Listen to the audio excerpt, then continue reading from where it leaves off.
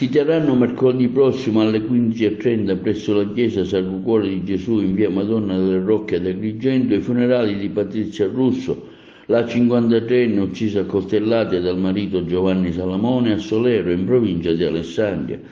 Il figlio della vittima, Francesco Salamone, in occasione della veglia di preghiera svoltasi nella giornata di venerdì sera alla chiesa Badiola a San Girolamo, quartiere natio di Patrizia Russo, ha chiesto un sostegno economico esclusivamente attraverso una donazione libera su un conto corrente intestato a Francesco Salamone. Intanto, in merito alle notizie pubblicate da alcune testate anche nazionali su un probabile contributo del sindaco e della sua giunta alle spese del funerale, c'è un chiarimento che arriva attraverso i legali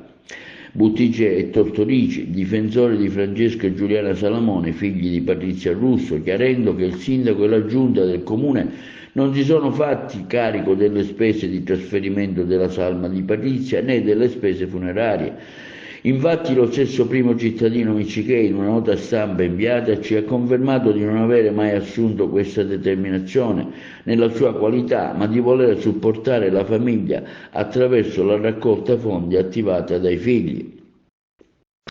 Il sindaco Miccichè, con profondo rammarico, informa inoltre che non potrà essere presente al funerale della signora Patrizia Russo, in quanto fuori sede per impegni istituzionali già programmati.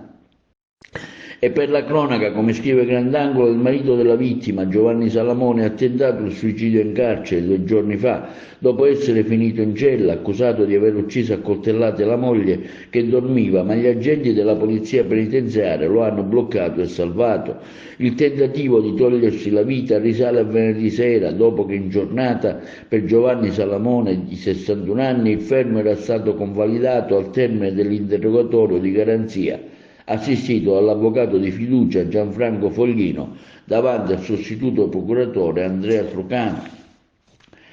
Il femminicidio era avvenuto prima dell'alba di mercoledì nella casa di Solero, in provincia di Alessandria, presa in affitto dalla coppia da circa un anno, in quanto la donna, Patrizia Russo, aveva trovato impiego come insegnante di sostegno in una scuola media della zona. I due, originari di Agrigento,